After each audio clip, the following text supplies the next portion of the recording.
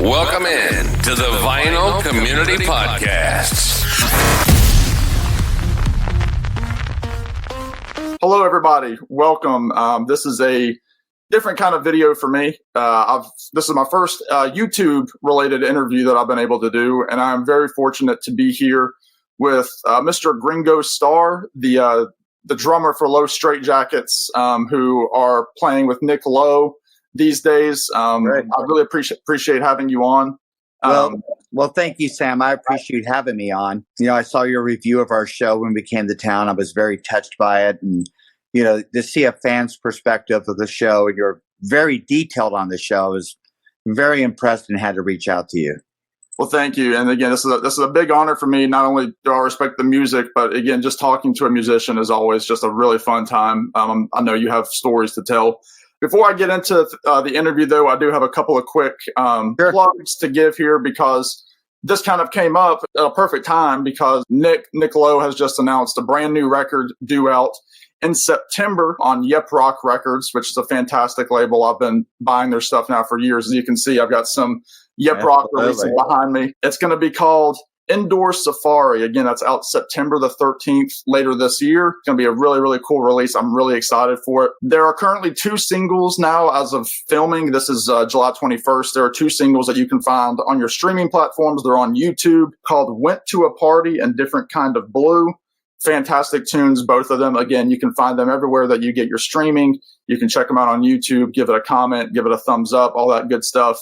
And you can go ahead on YepRoc's site and go ahead and download, or pre-download, I should say, and order the CD, order the vinyl. There are 2 different vinyl variants. There's a limited exclusive bamboo color that's currently available on YepRoc, which is, you know, going to be a cool item. It's going to go pretty quick, just because I know these releases are so well received with YepRoc. I've enjoyed every single one of them, and how the care goes into those with the folks over at YepRoc. So go check that out. Again, it's all on YepRoc's website. The CD, the vinyl, download, all that good stuff. Check out the singles now, and it's gonna be a really cool record. I'm really excited for it. But again, I'm here welcoming Gringo from Los Straitjackets. Again, thank you so much for doing this. It's gonna be a fun time. I guess to go ahead and get the big thing, you know, go ahead and start. Tell me what you can about the new record. I know, again, there's some singles out there. There's a brief description on the website, but I want to hear from your end. You know, what are you thinking about this? Well, it's actually kind of been in the making for a few years. There's some tracks that's on the new record that we previously released, that we did a few years back, but has been remixed. There's a ton of new stuff on the record that's it's fantastic. Went to a Party, which actually the Indoor Safari is a line from the song Went to a Party. What a great song. We do it live. We're actually open with that song now. Very, very Kinks, I would say. If you're a Kinks fan, it's got that kind of a Kinks feel to it. Very 60s. Just so refreshing, you know, playing with somebody like Nick Lowe, who's still putting out great music. You know, like one of his lines he says live is, I know that one of the most hated sentences, we're going to do one off the new record. But the fact of the matter is, the new stuff sounds exactly like the old stuff. Yep. Yeah. The songwriting has not changed. It's just right on the money. Nick is just a musical genius, as you know. Yeah. And it's an honor and a pleasure to play with him, and the recording process, and watch him work, watch him produce. You know, like he produced Elvis Costello's, you know, few records, and some other people. It's just so great to watch him work, and it's very relaxed. You know, there's no stress working with him. It's just perfect. It's easy. Yeah. Again, like what you were talking about, Went to a Party. I was writing down kind of the sounds that I was hearing. Obviously, you have that classic Straitjackets guitar in there. Yeah. It's got kind of like that nice little shuffle going on, you know, that early mid-60s sound. Yeah. So great. Did you all think of that going into that recording? Were you talking about it in the studio like, oh, this sounds like this? Or Well, we were kind of playing it live on a tour before we recorded it.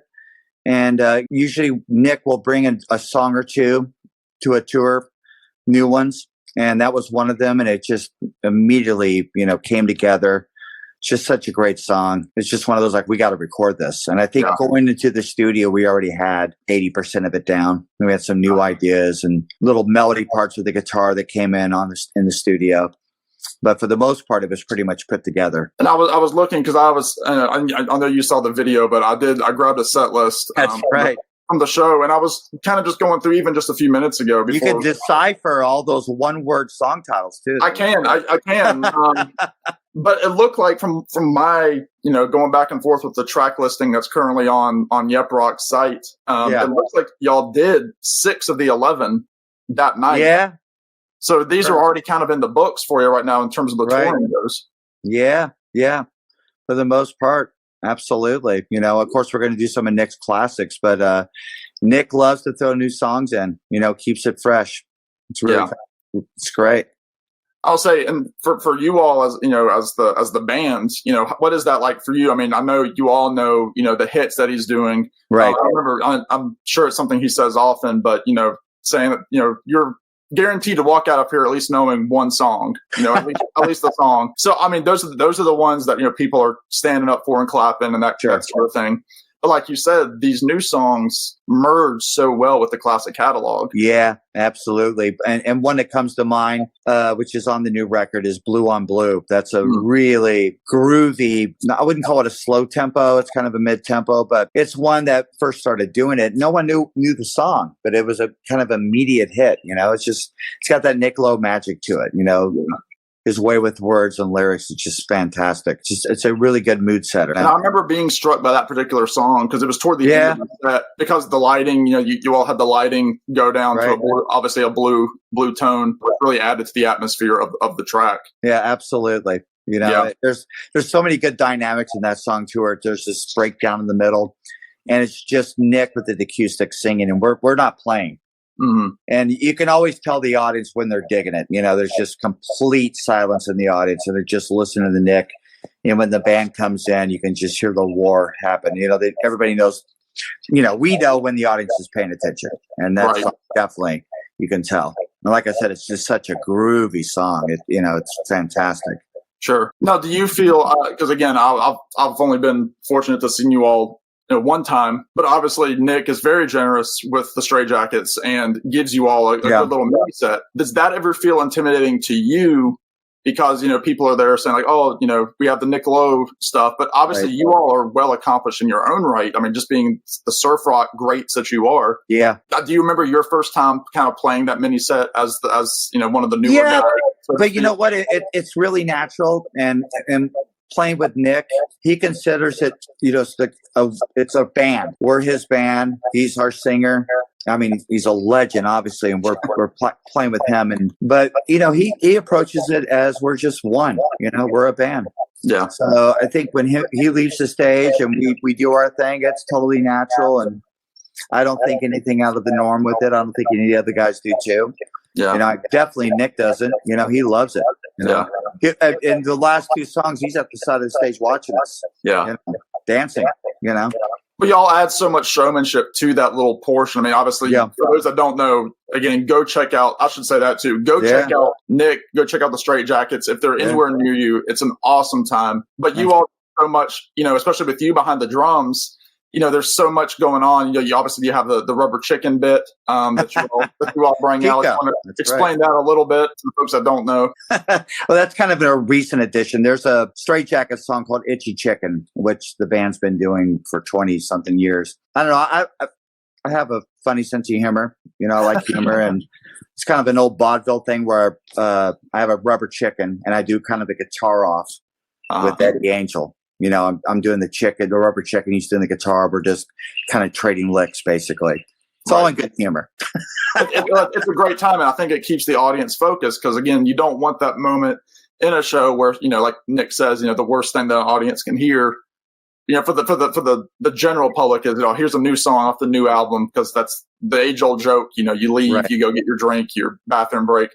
But immediately, y'all kick right into it with the instrumental bits, and it's just high energy the whole time. Yeah. We've been around for 30 years now. We actually just did a couple tours on our own as Los Straitjackets. The band's been together for 30 years. And if you've ever seen our show, we do an hour and a half, same length as Nick, but just instrumentals. And we hold the audience. It's a great band. It's a good, good band to be in.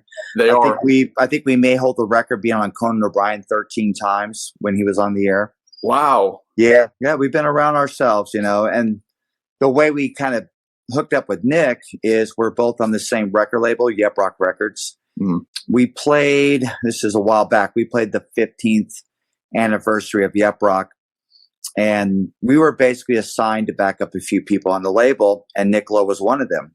Wow. And Nick was at the time promoting his holiday record, his Christmas album. This record. That's it right there, Quality Street. And I think we played 5 songs with him, and immediately just the chemistry was fantastic. We knew we had something. We backed up other people too, and they were fantastic, but there was something with Nick that just clicked. It makes sense too, is that, Nick has these songs, like Raging Eyes or Without Love that fit right into that late 50s, 60s style. And then what he was doing, with Dave Edmunds and Rockpile, that period, fit right into, I'm assuming the influences that the Straitjackets have. Yeah. I think we all have, that roots music influence with us. We love 50s and 60s and 70s. I think with Nick, we're all in the same wavelength as far as musical taste. So that definitely helps. Sure. There's no work. Everything we do is as one, and we're all into it, and we all enjoy the same styles of music. And it comes across beautifully on stage. Thank you. So that kind of leads in. I mean, you mentioned the Christmas record, Quality Street, which actually was recommended by a buddy of mine through YouTube. And I didn't know that this existed. This was one of the first Nick records that I actually bought. And this just happens to be the 10th anniversary set. Yeah. With the 45 inside as well. Nice. The interesting thing is, as you know, obviously, this was the last full length LP that has been released under the Nick Lowe name. Right.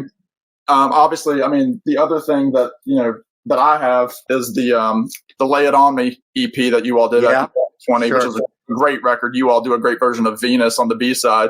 Yeah. Just, fantastic surf rock version of the old tune, Venus. Yep. Again, because so many of these songs on the new record are ones that have been on other EPs. I mean, the Tokyo Bay track was obviously, pre-release, and a couple of these other songs have been out digitally or, on 45s. Yeah. Can you tell me a little bit, like, why now? Like, why is it time for another full-length LP? It's like you're saying, like, Nick hasn't done a full length in a while. We've done, I want to say 3 EPs with him. The Lay It On Me, there's Love Starvation we did, another one with trombone on it. Mm-hmm. And I think we wanted to have an LP and complete that with some new songs, just to make it a full package. I think when it's all said and done, everybody would love to have a LP with 12 songs on it. Yeah. So, and the stuff, the new songs we recorded at Alex Hall's studio in Chicago, who he also recorded J.D. McPherson along with some other people. Yeah. He's got amazingly talented, just unbelievable sound engineer. Also an amazing drummer, by the way. Yeah. I mean, I used his drums. We flew into Chicago, recorded his studio for, I think, 3 days to run out the record. And basically handed out over the tracks that we released in the past and have him remix them. So it's all, cohesive in one package, sounds the same. And he did an amazing job. You mentioned the Bamboo special release. I got mine last week. Okay, I got the special. It's fantastic. So I recommend it. People, order yours off the YepRoc's website. Their packaging is just, second to none. YepRoc is top notch. They release quality stuff. Yeah, I mean, everything that I've received from them it's always classy. It's always well packaged. I'm not just saying that because I had this interview. I genuinely mean that. Otherwise, I wouldn't continue ordering from them. I mean, most of my Nick Lowe collection is the YepRoc reissues, and obviously there are other artists on there that I love. That I have other YepRoc releases as well, and they're always, they always arrive to my door intact. They always arrive just, But the 45 is just always a nice little touch whenever those are available. So definitely check out the limited stuff too. That's just it's always fascinating to me though when an artist, takes a long hiatus. Not that Nick ever took a hiatus. I mean, he's been constantly touring. Like you said, several EPs. I also have, I know this was like a special thing with the Quality Holiday Review. record. Yeah. That came out in conjunction with Quality Street. Yeah. I found this just last summer at a record store, just kind of in the back of the bins. I said, I've never heard of this. I need to get this. Yeah. Because it has the Nick classics, and then it has, some of the stuff from the Quality Street record. And right. I've kind of become the Nick Lowe completist, and it's just been really a fun journey. I'm not there yet, but I'm getting there. I'm working my way through it. So with that, you all are going on tour. Really, the big tour starts in September, is my understanding. I think it starts in October in the U.S. We just got a tour in England going to happen in September. We're actually playing the London Palladium on September 24th. I think we have 3 or 4 more shows on that little trip. Okay. So we're going to do that, come back, and then a couple weeks later start our tour with Nick. And I think most of those dates are showing up online now, starting in New York City, Boston, Philadelphia, mainly East Coast. Sure. But it's kind of a tour we've been wanting to do where we go to our favorite venues that we played in the past and do 2 or 3 nights there. That's really cool. Yeah, it really is. Touring through the years, you have your favorite venues. And it's like, wow, it'd be really nice to have 2 or 3 nights at this place instead of just one and going on to the next town and play some venue you never played before or whatever. It's kind of cool to visit your favorite spots, Yeah. So we're excited to do that. Is it a different feeling? Obviously, those that know, Nick is from the UK. Is that a different kind of show than the US? Do you play based on hits in the UK versus hits in the US? Is that all? No, it's pretty much the same set. And I don't think Nick varies it depending on the country. No, I mean, Nick's a true artist and plays what he wants to play, Yeah. The audience obviously loves it. How could you not? Yeah. Nick's taste is fantastic. But yeah, there's no really different set as far as Europe, England, Australia. Like I was saying before, there's always a new song or 2 thrown in each tour. Nick loves to add something new. Yeah, I mean, I would too. If I was touring like that, I would always try to switch it up so I wouldn't get stagnant on the same thing. Right. And I'm one of the probably in the minority of people that is always saying, if an artist doesn't want to play any of their hits, I'm still going to enjoy it. I want to hear what they have to say. Sure. However they want to say it. So you're 1 in a million then. I am. Yeah. I'm not the full paying audience. No, that's why I'm the guy. Yeah, sitting in the front there, getting excited for the deep cuts. As the Straitjackets, then how do you first of all as a drummer prepare for a longer tour like that? Do you have a system that you go through? Are you listening back to the cuts and playing along before it's pretty much second nature now, it's a new song, which we'll work out in sound check, but it's, I don't want to say autopilot. It's never autopilot, but no, I mean, we probably do about 75% of every tour that we've always done. And then we always add new stuff into it to make it interesting and new for us. We're always going to play the hits for the audience, the main ones. But we like to throw some new stuff in. Like I was saying, like Blue on Blue was new at one point. Trombone. It's another fantastic song. Went to a Party, which is out now. And I'll tell you, Different Kind of Blue. What an amazing song that is. That is probably my favorite Nick Lowe song right now. Yeah. And that was a really fun one to record as a drummer. I just played, the bass drum, a really deep snare drum with the snares off with a brush. There's not a lot going on for me on that song, but to me, less is more. Yeah, absolutely. Yeah, I think it's fantastic. And the mood of that song and just, it just comes off so great. I don't know too many people other than Nick that can pull something like that off, and just set an atmosphere like that. That's what's been so great about the last few Nick Lowe records. Again, and the one that came to mind, I just listened to it the other day, The Old Magic. Yeah. And it's got that mood to it. I mean, it's a great record, either to listen to early in the morning, late at night, either with your coffee or a drink in the evening. And it just takes you to a place. It takes you to wherever Nick is singing about whatever he's talking about. It's a nice burn to it, and I really, really like that. Yeah. I'm a big fan. I'm a big fan of the Sinatras and the Tony Bennett's. I like me too.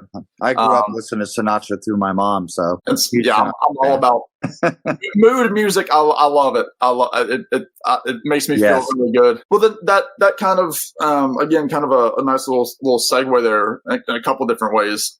I do want to know, first of all, a little bit about you, as a musician with your drumming. Can you give me a little bit of your background in terms of, how you started with the drums and sure. How it's actually now? I started on guitar first when I was 6 years old.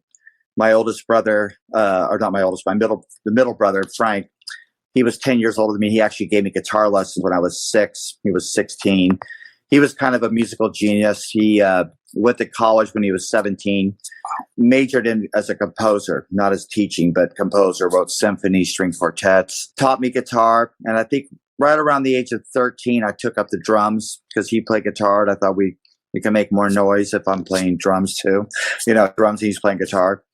So, and then we started a band called the Sprague Brothers, which we had some releases on High Tone and did a couple TV appearances on our own. And then through the years, I'm not the original drummer of Los Straitjackets. I was Jimmy Lester. But my brother and I, we kind of met them through some mutual friends in Los Angeles. They did a public access show called Art Finds Poker Party. My brother and I were on that show, as well as Los Straitjackets. Hung out with those guys, especially Eddie Angel. And just through the years, and then a situation arose where they needed a drummer. And I came aboard. I think it was 12 years ago now. Time flies when you're having fun. It must. Yeah. So what kind of stuff were you playing on guitar before you made that switch? Well, I was mainly stuff like the Beatles, Buddy Holly, Everly Brothers kind of stuff, Bill Haley and the Comets. It was always roots music with me, 50s and 60s stuff, and kind of same in drums. My favorite drummer was Gene Krupa. Mm-hmm. My father was a trumpet player that played in big bands in the 50s. And they actually got to see Gene Krupa in a small club and said he went around in the club and played everybody's beer glass with his strings, which is pretty amazing. What a experience.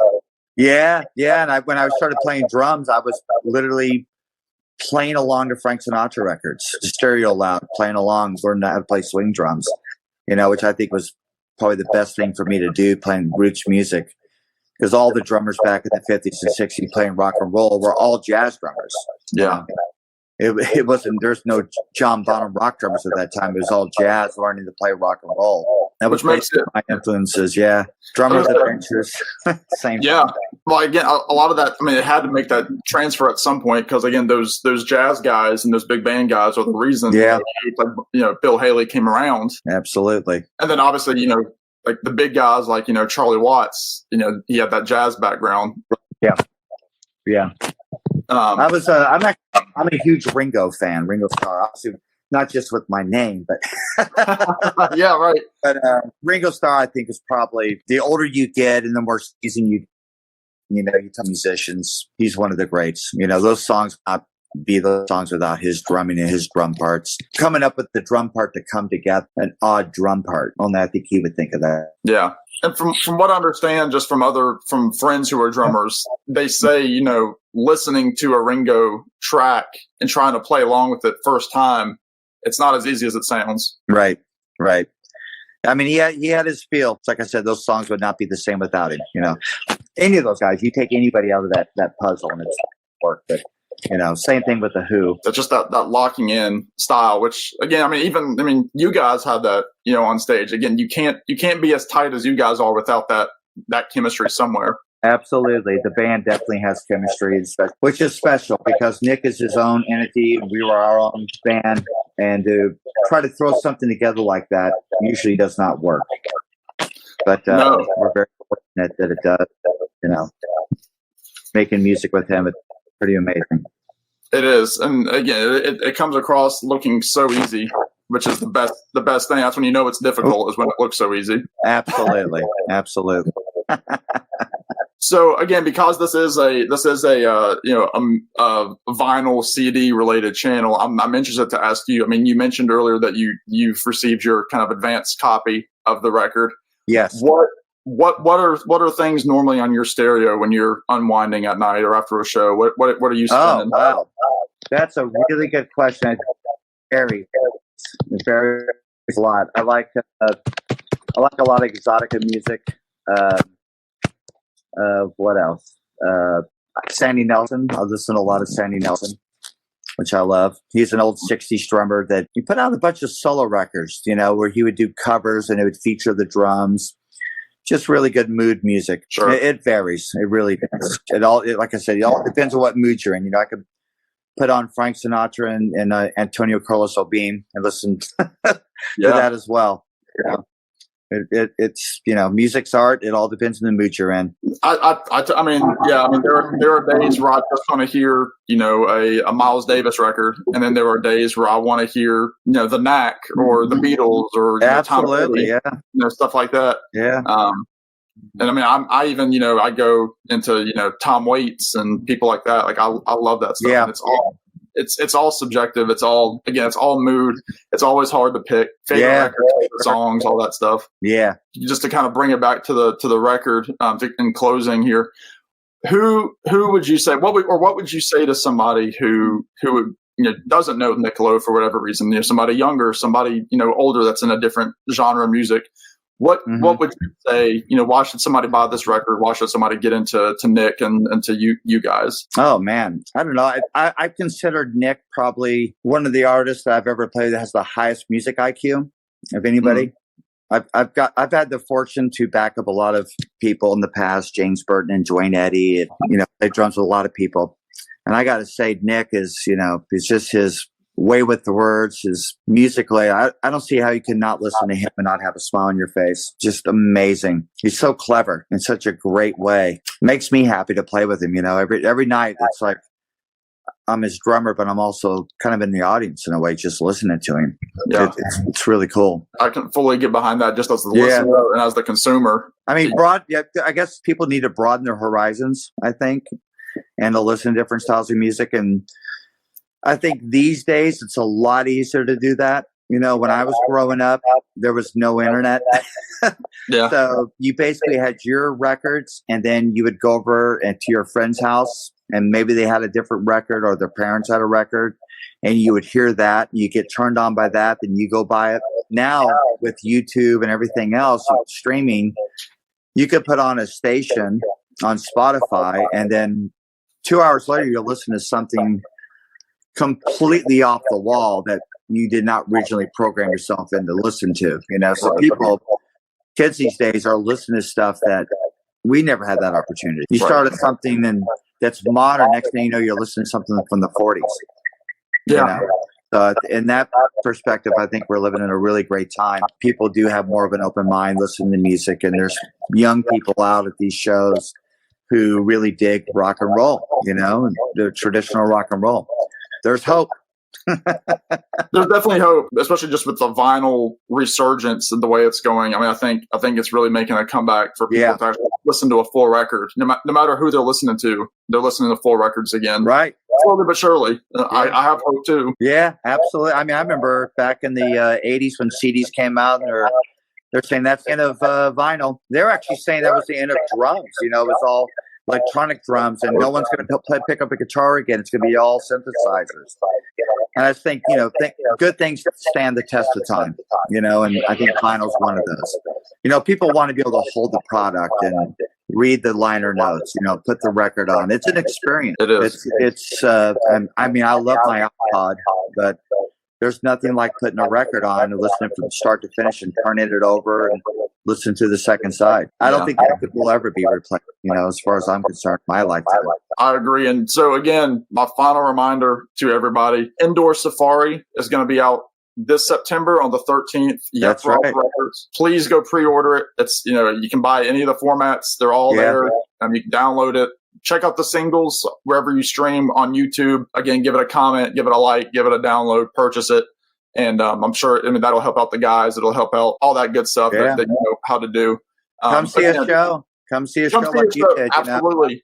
I have viewers in the UK. Go check them out when they go back on over to Europe. Check it out. Everybody in the US, check them out. It's a great show.